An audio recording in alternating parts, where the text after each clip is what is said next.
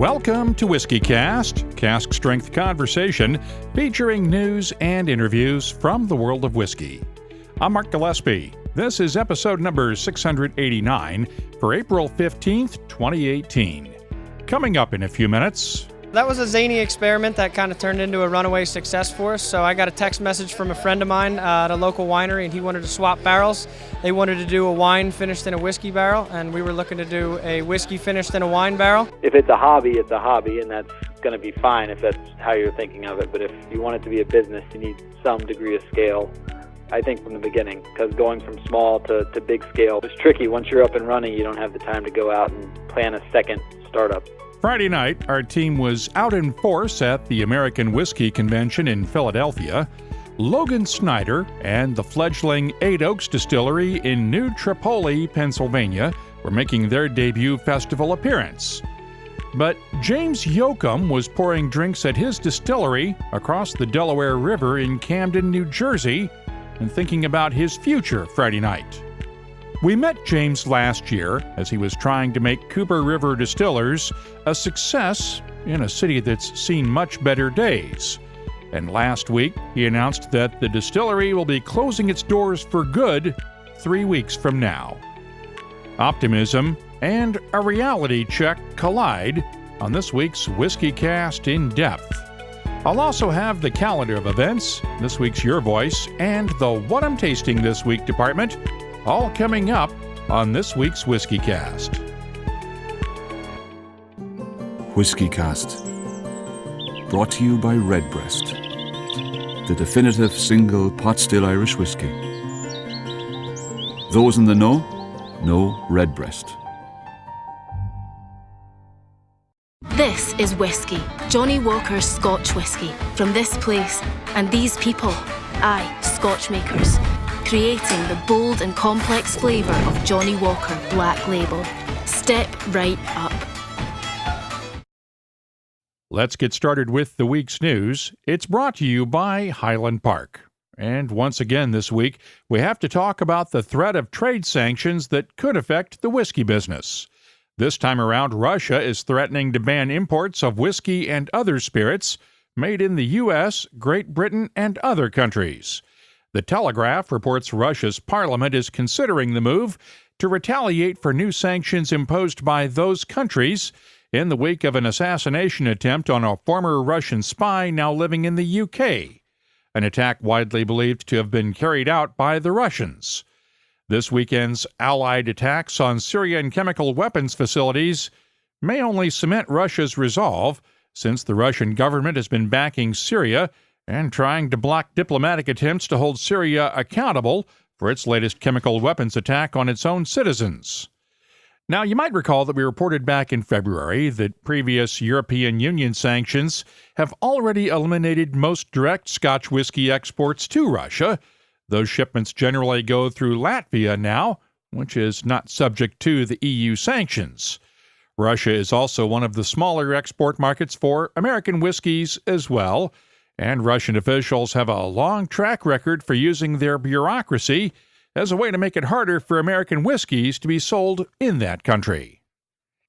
Let's also update the story we brought you last week on Kentucky's new state law that makes it legal for distillery visitors to have whiskeys shipped home to them and to clear the way for the Commonwealth's liquor stores to enter the e-commerce business legally.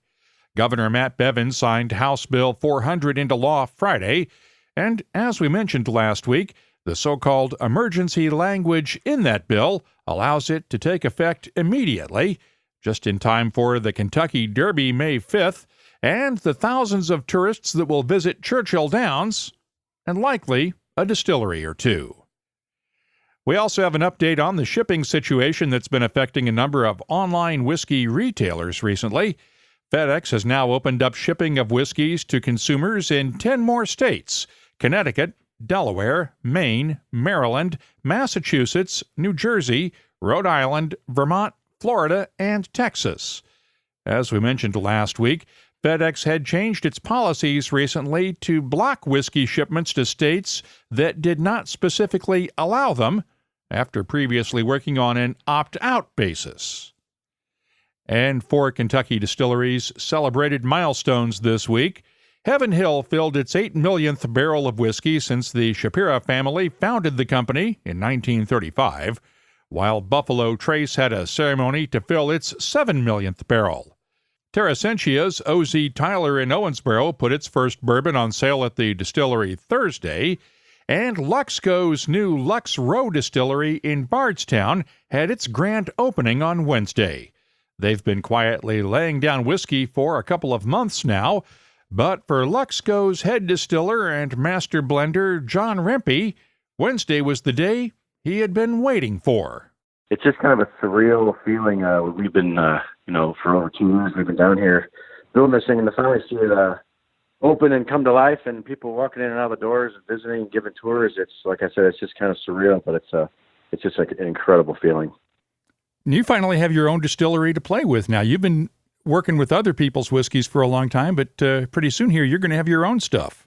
Yeah, exactly. I mean, we've got our mash bills that we have to make here to supply our brands, but that's one of the things that I'm really looking forward to is getting to play, just getting to play with different mash bills, different barrels, different barrel entry proofs, and everything like that. I've got a whole list of things that I'm going to be playing with here in the upcoming months and years.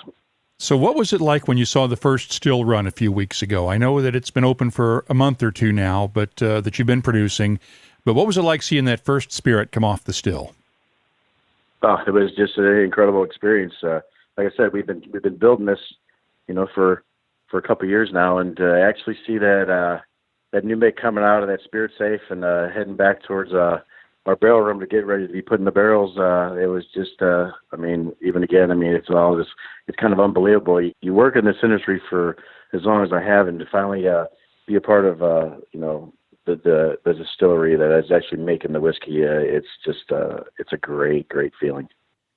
How long do you think it'll be before you can start putting some of this stuff into bottles? Yeah, well, it'll be at least 4 years. That's going to be the minimum age on all of our whiskeys for all of our brands right now. It's at least 4 years, so it'll be a while, and that's a long wait, really. Trust me, that's a long time to wait for us to finally get this stuff in the bottle. The Visitors Center at Lux Row is now open for tours every day, and the distillery will become the permanent brand home for Luxco's Rebel Yell, Ezra Brooks, Blood Oath, and other whiskeys. I guess this one might also qualify as a milestone of sorts, depending on how you see things. For the first time ever, there's a Wild Turkey bourbon that has a signature other than Jimmy or Eddie Russell's on the label. Now, Eddie Russell's signature is on the label for Wild Turkey Long Branch, along with actor Matthew McConaughey, who joined the brand as its creative director a couple of years ago. Eddie told me the other day during a stop in Dallas that McConaughey's Texas roots played a part in creating Long Branch. We were looking to do something that he really liked. We thought about different things that we could do. We talked about rivers and connecting and roads connecting, but Long Branch, Matthew thought that was like perfect thing because like in your family tree, you have some longer branches that reach out to friends and they basically become family. So that's sort of how we got that name. And then the liquid, it was, he liked something really, he said he wanted something he didn't need to add ice or anything to. So as we got to looking at things, we come up with the mesquite. I sent him probably 40 or 50 samples as we pull with this and, get his comments back on it, and it was pretty funny to do. One of them he sent back and said, "Can you put just a little cane sugar and cinnamon sticks in there?" And I'm like, "No, I can't do that. This is going to be a straight bourbon whiskey." So what I did at that point was raise it from a 6-year-old to an 8-year-old. So this is going to be an 8-year-old product. Which is really cool because that's what Jimmy's sort of always been known for, is the 8-year-old. So what we wound up doing, my team there at the distillery, we got to looking at different things. And what we basically do is we take American white oak char and we recirculate the liquid through it. And then the next day we take mesquite char and recirculate the whiskey through it. So it's taking out some of those, what we call top notes, a little of that sort of alcohol, a little fatty acids and things like that. So it's a really smooth whiskey. Got a lot more fruity type taste, a little citrus, but very smooth on the finish with just a little hint. For me, I don't think I'm looking for is not only was for him to be happy, but a product that appealed to, younger male and female. It's going to be 86 proof, so it's a lower proof. But it's just sort of a different from what, you think of in normal wild turkey, which is, sort of what I wanted to do. I basically wanted to make it a standalone product. Sounds to me almost like a little bit of that Lincoln County process. It is not exactly, but yeah, you're looking a little closer to that. We did make sure with the TTB that it would still be a straight bourbon whiskey was what we were doing. So it wasn't really, people talk about filtering, but it's not really filtering. We was just recirculating, but what we're doing was pulling out a few things that gave it a little more sweetness, a little more of that fruity notes from those esters instead of the bigger spicy taste. Now, I saw it was interesting that his name and signature are on the label, and I think that's about the first time ever that anything out of Wild Turkey has come out that didn't have your name or your dad's name on it exclusively. Yeah, it is the first one, so it's really a partnership with Matthew on this. It is a Wild Turkey product, but having his name on there just wanted to signify that it was more about his taste profile than mine and Jimmy's taste profile. So like I said, it's more of a standalone product because it doesn't have that big boat character that Wild Turkey's known for. It's not quite as creamy as the Russell, but it's really soft and sweet with those fruity notes and those citrus notes. So if we don't like it, we can blame him, right? Yeah, you have to blame him and me both, but I wanted to make sure that it was something that I could still be proud of, but definitely his taste profile. So it's not, like I said, Jimmy Russell's probably not going to be drinking much of it, but it's something to bring, I look at, sort of like the Basil Hayden from Beam, that's a lighter, softer whiskey. I think that's sort of where this is going to fit in a little more than our regular Wild Turkey. Wild Turkey Long Branch will debut at U.S. retailers in May for around $40 a bottle, with global distribution coming later this year. On the Scotch whiskey front, this week Diageo unveiled 9 of the 10 whiskeys in this year's Special Releases series. But for the first time in the 18 years of the special releases, there will not be whiskeys from Port Ellen or Brora in the lineup. Diageo's Donald Colville was quick to shoot down theories that the older stocks from both distilleries have run out. Port Ellen and Brora have become so unbelievably rare and precious that actually what we've seen is the opportunity to take it out of the special releases and really give it its own platform. So we will be doing releases of Port Ellen and Brora throughout the year. We will be doing other bottlings of it. We just won't be doing them under the banner of the special releases because they're almost taking a step away in terms of price and in terms of rarity, in terms of what they are. So they're no longer really in line with what special releases are and always were to be, about a range of different affordable to expensive single malts. The Port Ellen and Broras have gone beyond that now. You can listen to my entire conversation with Donald Colville in the news section at whiskycast.com. The highlights in this year's lineup include a 48-year-old Carsbridge single grain, along with a 35-year-old Kalila and the youngest Talisker bottling in many years, an 8-year-old version that's a throwback to a century ago when the Walker family acquired Talisker Distillery and started bottling it as an 8-year-old. There is still one mystery whiskey that will not be revealed until the release of the series this fall, along with prices and market availability for all 10 whiskeys. Elsewhere in Scotland, Tullibardine is out with the third release in its Marquess collection, named for Sir William Murray. The Murray Chateauneuf de Pape was distilled in 2005 and originally matured in first fill American oak barrels.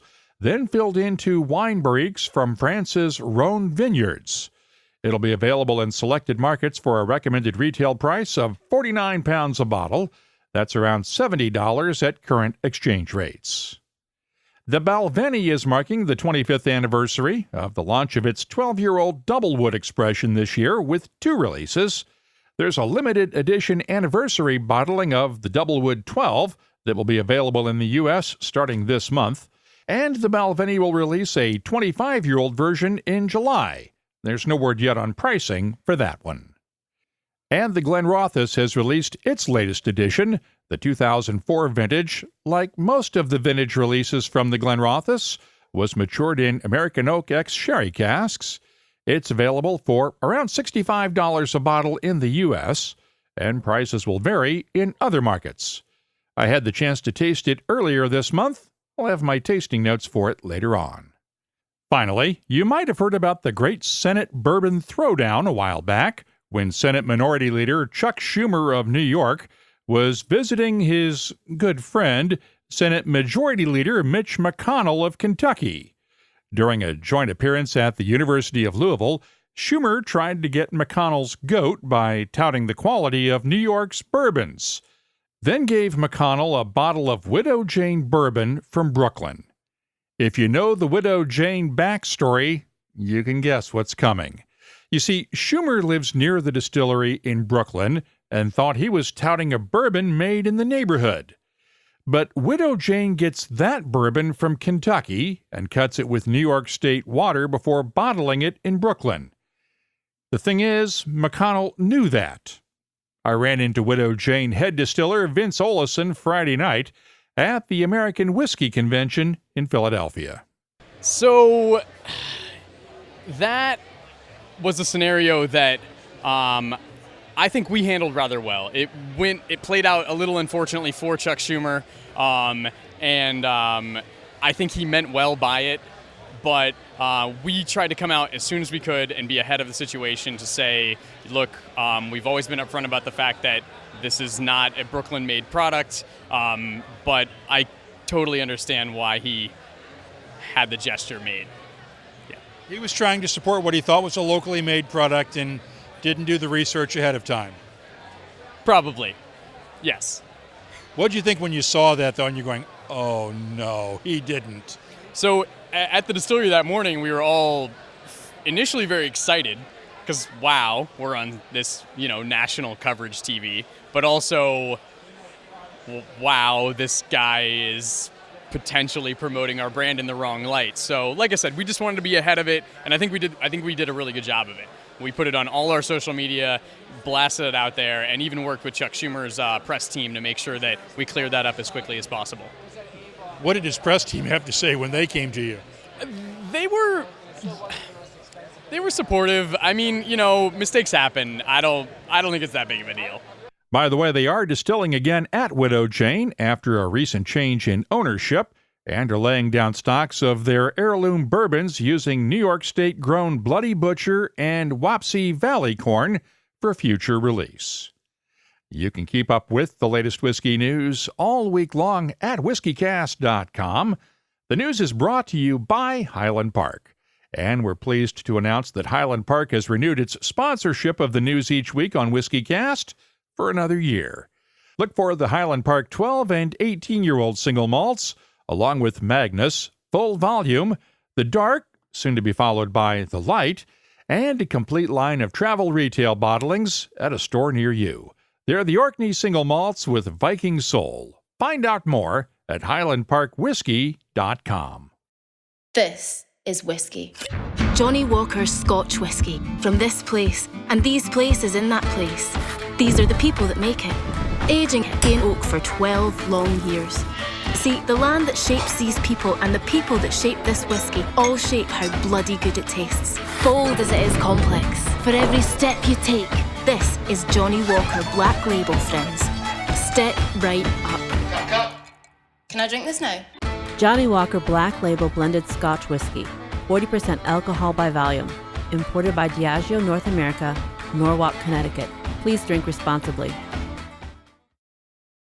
Let's open up the inbox now for this week's Your Voice. It's brought to you by Lot 40. I got this email from Chris Inscore in North Carolina the other day. Are there any spirit certifications or courses, like becoming a certified sommelier, that are worth a damn? I've read every book on whiskey and rum that I can get my hands on and just want to take my education to the next level. I am aware of Dave Broom's master class and Stave and Thief in Kentucky.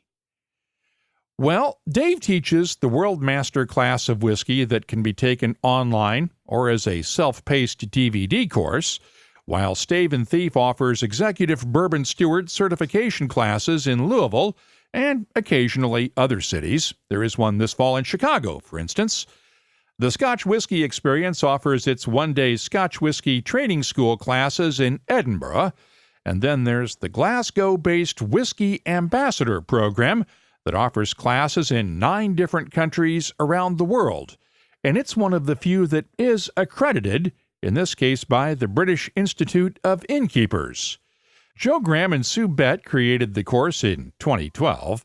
Joe told me this week that they came up with the idea after realizing that there were very few training opportunities available for bar and restaurant staffers to learn the basics about whiskey. Unfortunately, in a lot of bars, it's woefully lacking. You would think in Scotland we'd have lots of availability and lots of knowledge, but it just isn't there. We have some great pockets of excellence, but not generic program. That's surprising. One would think that every Scotsman would genetically have whiskey experience programmed into them from birth, practically. Yeah, well, yeah. From rubbing whiskey on the gums when they're babies, for crying out loud. I know. I think a lot of people in Scotland, there's a lot of people say, I don't really like whiskey, which is, you think that's terrible. But sometimes if you look at where they're introduced to whiskey, a lot of times it's at the first funeral that they go to, they get handed a dram.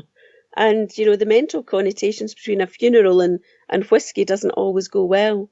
So you just never know where people's knowledge comes from. Now, we have obviously there's some bars around that are absolutely brilliant and you get really good experience and all the staff are very knowledgeable. But that's them being trained by the people who own those bars rather than there being some training available. So how did you come up with the course? And what does it cover?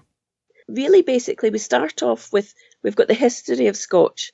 It's been targeted for bar staff really as a way to engage as well as to know their products. So we look at the history and how Scotch became such an iconic product around the world. We look at production methods. So for both single grain as well as for single malt, and we go through the different types of whiskey because a lot of people don't understand that there are different types. So we go through that. We look at the geography. We look at the traditional areas where Scotch was produced and some the reasons why Islay is an island of that size has got more whiskey coming out of it than many other geographical parts of Scotland, and why that is. And we then we look at how to sell Scotch whisky. So we do things about cocktails, because there are some great cocktails that people can get using Scotch, and we're trying to make it more of a product that's accessible rather than insisting that it's drunk neat, which isn't actually the best way to drink it. Certainly not for a palate that's not used to having a neat spirit, because all they taste then is alcohol rather than the lovely flavours that can come through if you put maybe a couple of drops of water in it. There is an exam at the end of it. The exam's in 2 parts. There's a multiple choice element to the exam, and during the course you taste 6 whiskies, and the exam then at the end is based on finding 4 of those out of the 6 through the notes that are expressed in it. The Whisky Ambassador classes are taught in the UK, Germany, the Netherlands, China, Singapore, Malaysia, and Canada, with the first U.S. class scheduled for later this month in Philadelphia. We have a link at the website, and we've also added the entire 2018 schedule of Whiskey Ambassador classes to our calendar of events. Chris, I hope this helps answer your question, and thanks for asking it. If you have a question, a suggestion, or anything else you'd like to share with whiskey lovers around the world, you can always post it on the Your Voice page at whiskycast.com, or find us on Facebook, Twitter, Instagram, or Tumblr at WhiskyCast. Of course, you can also email me, just like Chris did. The address is comments@whiskycast.com. This week's Your Voice is brought to you by Lot 40, Canada's award-winning 100% pot still rye whiskey. Lot 40, unapologetically Canadian. Please drink responsibly. Time now for the WhiskyCast calendar of events. Dave Broom's The Way of Whiskey book tour has stops in Philadelphia, New York City, and Washington, D.C. this week. The Whiskey Sisters will lead a tasting of classic cask whiskeys Thursday night at the Rainier Club in Seattle, Washington. The Whiskey Lounge kicks off a new series of quiz night tastings featuring independent bottlers on Friday night at pubs in Manchester, York, and Newcastle, England. That same night is the Whiskey Experience 2018 Festival in Detroit, and the Whiskey Fair is this coming weekend in Limburg, Germany, along with Sagamore Spirit Distillery's first anniversary celebration in Baltimore, Maryland. Julio's Liquors in Westboro, Massachusetts has Cavalan's Ian Chang in town for a masterclass April 25th. Ian will also be at Hard to Find Whiskey in Birmingham, England on May 1st.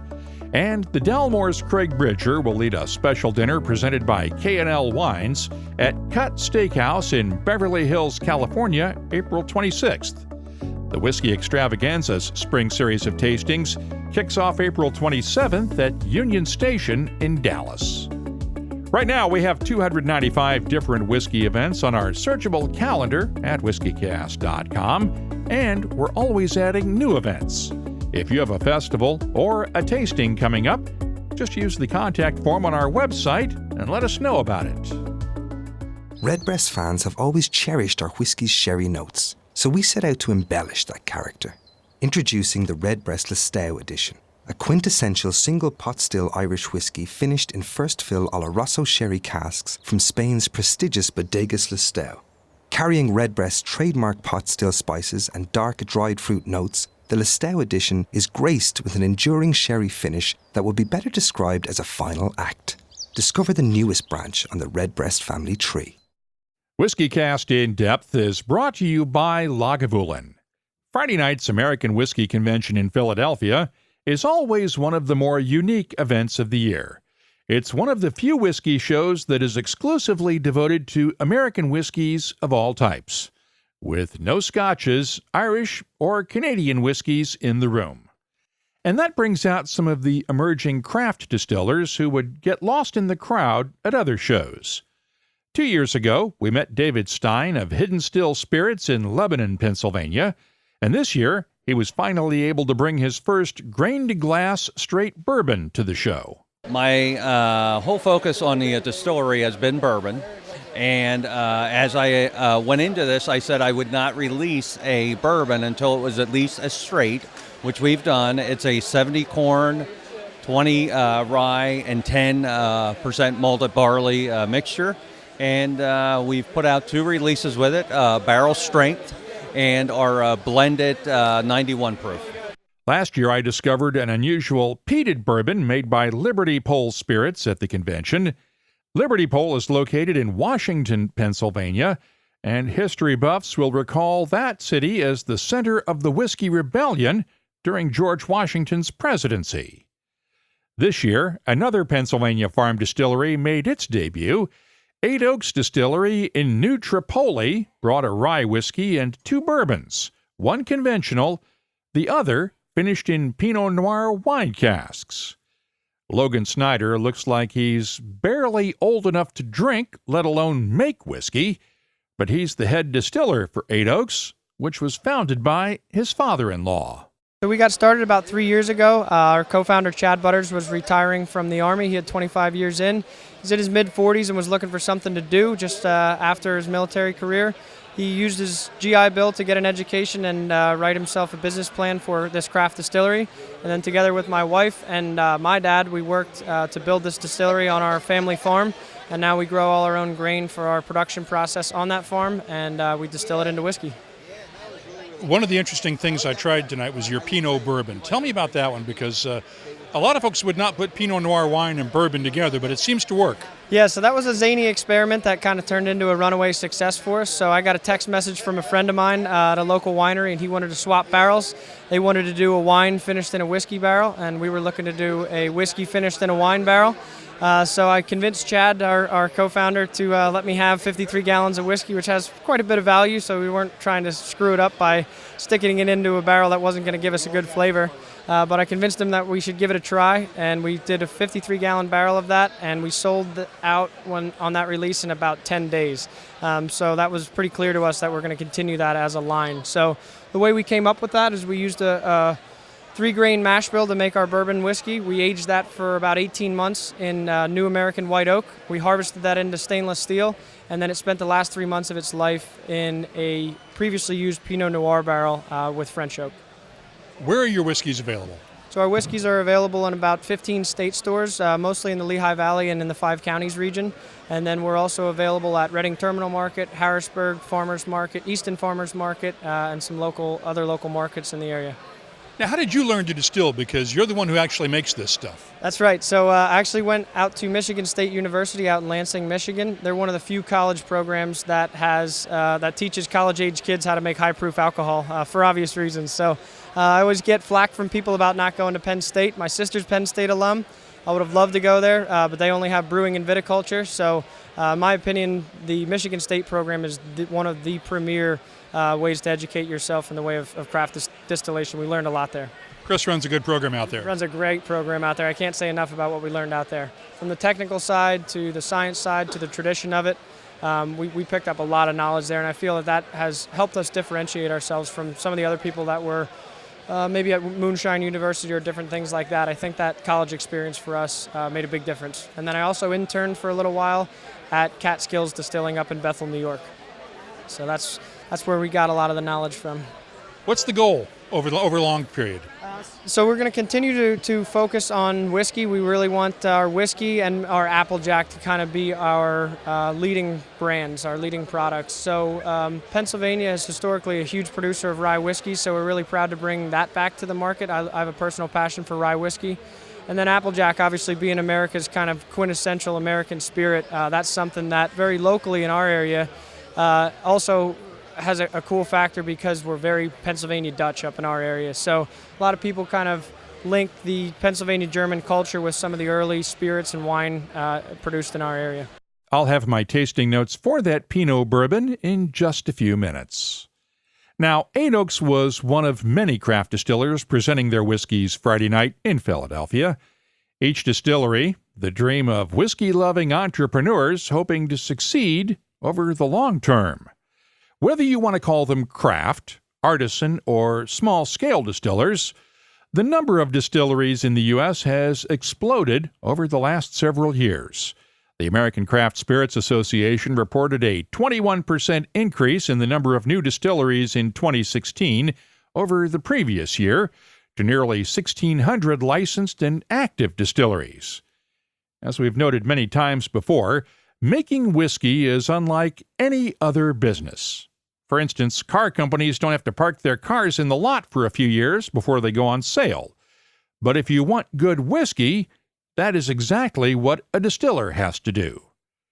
3 weeks from now, James Yoakum will have the final last call in his tasting room at Cooper River Distillers, just across the Delaware River from Philadelphia in Camden, New Jersey. We first met James last year in episode 629. He opened the distillery in 2014. But as he told me this week, he realized a while back that something had to change. The simple answer is I'd set a date and said if I don't have a better plan by April 1st, I'm going to kind of go public and let people know we're going to shut it down. But it had been basically since we opened tiny. We opened as one of the first ones in the area to try to do this, and so it was a test case from the beginning. I did a lot of things at a very small scale and did a lot of things the way I wanted to do them, knowing that that's how I wanted to do it, and was hoping that we'd be able to scale up and to go from the small scale to a much, much larger scale, and keep doing things the way I wanted to. And that opportunity never came along. That was an expensive opportunity to want to do, and never found the cash to make it happen. So at some point said, if that's not going to happen, I can either compromise and make a bunch of changes, which I didn't really want to do, or I can, say, hey, it was a good run and go do something else. So what is the plan now?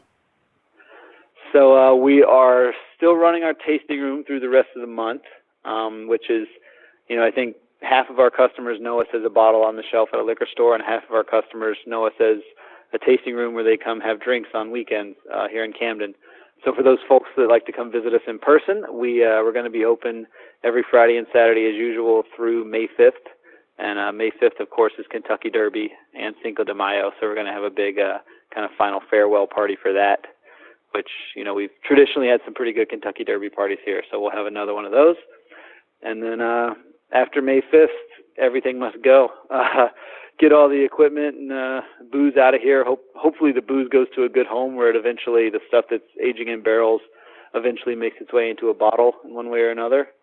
And that'll be that for Cooper River. So let's explain that. You've got a bunch of spirits to get rid of that you've already distilled. I assume you've shut down the still for good now, but you've got a bunch of stuff that's been aging. What do you have and what are you hoping to do with it? Yeah, so haven't distilled anything in about a month, and we were kind of going slow even before that, but probably got 60 plus barrels of bourbon and rye whiskey is probably about half of those. A bunch of it's rum that's aging, and then we've got some brandy mixed in there too, which I think our brandy's kind of our unsung hero.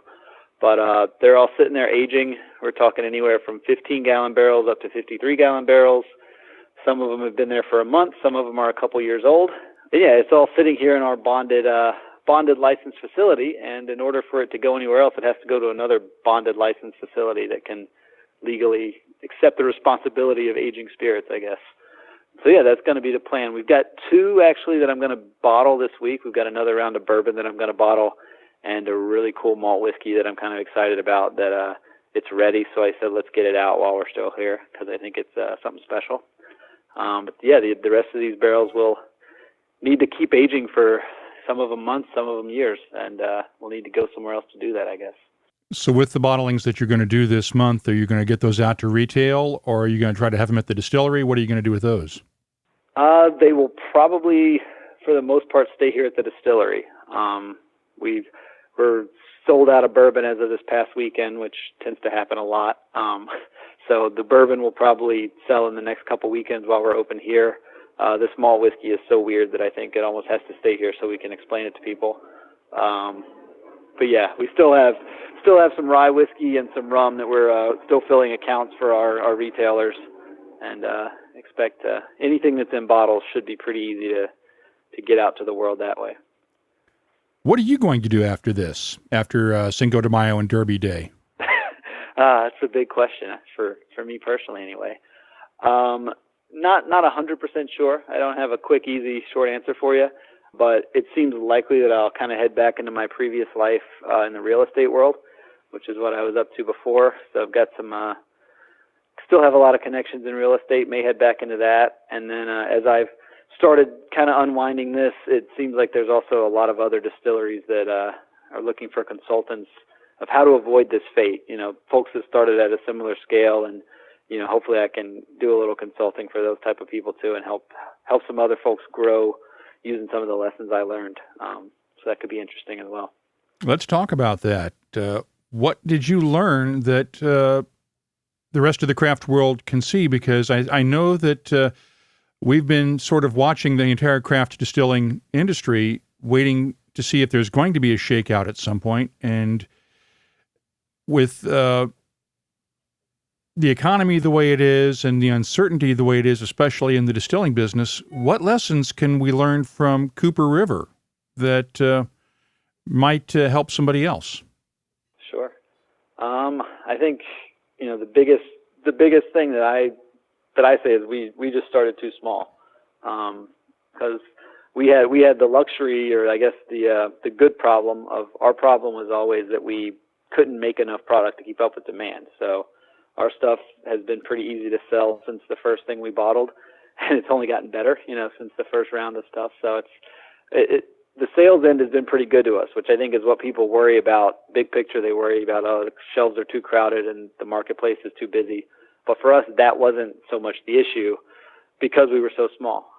We had such limited production that was really the bottleneck, was we couldn't make enough to ever really go out into the marketplace the right way and put on a full sales push and really scale up. And I see people starting much smaller than we started, which is, if it's a hobby, it's a hobby, and that's going to be fine if that's how you're thinking of it. But if you want it to be a business, you need some degree of scale, I think, from the beginning, because going from small to big scale is tricky. Once you're up and running, you don't have the time to go out and plan a second startup.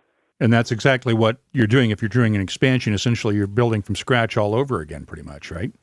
Yeah, that's I've spent the last couple of years out there looking to try to almost restart it at a much bigger scale, and it's just too much to juggle the existing business and a complete restart. So you kind of want to, I think, start big, start as big as you want to be from the beginning, so that it's 5 or 10 years down the road before you have to think about really doing it again. It's easy to say that. I think it's harder to do that. Is that the one big regret you have, that you didn't start big? Yes. I mean, I think as far as that's what would have helped it work out. Like, I don't really see another way that it would have worked out, given my my proclivity for being hard-headed and not wanting to do certain shortcuts. So, the only way to do it the way I wanted to do it is to be quite a bit bigger. But if I had been stuck on starting big in the beginning, I may never have gotten started at all. So that's why people start small, is because it's a lot easier to take those first couple steps. So it's hard to say. Important lessons, and thanks to James Yoakum for sharing them with us. It's easy to be open with a reporter when you're getting started and are full of energy and optimism, but it's a lot harder to share the lessons you've learned when you've had to learn them the hard way. Best of luck to James and his team as they move on, and here's hoping those maturing spirits find a good home and make it into a bottle one day. Cooper River's whiskeys have always been good, but sometimes that's just not enough to make a distillery successful. And that's this week's WhiskyCast In-Depth, brought to you by Lagavulin, the legendary Islay single malt. Look for the classic 16-year-old Lagavulin, the Distillers Edition, and the new 8-year-old Lagavulin at a whiskey shop near you. And find out more at malts.com. The What I'm Tasting This Week department is brought to you by Heaven Hill Distillery. Let's start off with the Eight Oaks Distillery Pinot Bourbon we heard about a few minutes ago. It's bottled at 44% ABV, and the nose is nice and aromatic with notes of oak tannins, red grapes, vanilla, honey, brown sugar, and caramel. The taste is thick, chewy, and slightly tart, with red grapes, a touch of citrus, soft spicy touches of black peppercorns and allspice in very good balance, with honey, vanilla, and caramel in the background. The finish is long and fruity with subtle spices. It's an unusual bourbon, but it works, though I'd like to see it with a bit more time in the barrel. I'm scoring the Eight Oaks Pinot Bourbon an 87. I received a sample of High West's 2018 Broras release recently. It's the High West blend of MGP straight bourbons and ryes that were matured for between 11 and 14 years old and bottled at 46% ABV. The nose reminds me of Snickers bars with caramel, nuts, and chocolate, along with mulled wine spices and just a touch of oak. The taste, well, it starts off fruity, followed by spicy notes of clove and chili powder, along with caramel and a touch of nuttiness. The finish is long with gently fading spices and just a hint of caramel candy. I'm scoring the 2018 edition of High West's Broras a 92. I'll have more tasting notes in just a minute, but first, this week's tasting notes are brought to you by Heaven Hill Distillery, proud to announce the release of a series of Old Fitzgerald bottled in bond bourbons. Bottled in an ornate decanter inspired by a 1950s original, it carries on the legacy of John E. Fitzgerald and his act of larceny. Learn more at heavenhilldistillery.com/blog. And think wisely, drink wisely. We mentioned the new Tyrconnell 15-year-old Madeira cask finish Irish single malt last month in the news, and I received a sample of it this past week. It was originally matured in first fill ex-bourbon barrels before being finished in the Madeira casks, and it's bottled at 46% ABV. The nose reminds me of shortbread cookies, vanilla, honey, and red apples with just a hint of brown sugar. The taste starts off creamy at first, followed by a burst of spices, fresh peaches, a touch of citrus, and just a hint of spearmint. The finish is long and crisp with notes of peaches, spearmint, and lingering spices. I'm scoring the Tyrconnell 15-year-old Madeira cask finish a 92. And finally, let's look at the new Glenrothes 2004 vintage. It's bottled at 43% ABV. And the nose is malty with notes of honey, Christmas cake, soft spices, and just a hint of orange peel. The taste has a citrusy tartness with tropical fruits, ginger root, white pepper, honey, vanilla, and a hint of caramel. And the finish is long, slightly tart with soft spices. I'm scoring the Glenrothes 2004 a 91. The What I'm Tasting This Week department is brought to you by Heaven Hill Distillery, and I'll be adding these tasting notes to our searchable list of more than 2,100 different whiskeys at whiskycast.com. That's also where you'll find links for our WhiskyCast Tasting Panel podcast and the WhiskyCast HD videos, along with the latest whiskey news, events, and much more, including a complete archive of our past episodes. Thanks to everyone who's left a review or rating for WhiskyCast on your favorite podcast app. If you haven't done it yet, I hope you'll take a minute this week to do it. That really does help other whiskey lovers discover the show when they're looking for podcasts. Of course, our cask strength conversation continues all week long online. You can find me on Facebook, Twitter, Instagram, and Tumblr at WhiskyCast. And my email address is comments@whiskycast.com. This is Whisky, Johnny Walker's Scotch whisky. From this place and these people, aye, Scotch makers, creating the bold and complex flavour of Johnny Walker Black Label. Step right up. WhiskyCast. Brought to you by Redbreast, the definitive single pot still Irish whiskey. Those in the know Redbreast.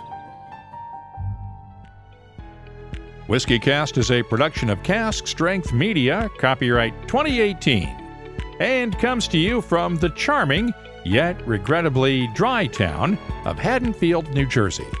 I'm Mark Gillespie, reminding you that when you drink, please drink responsibly. Thanks for listening.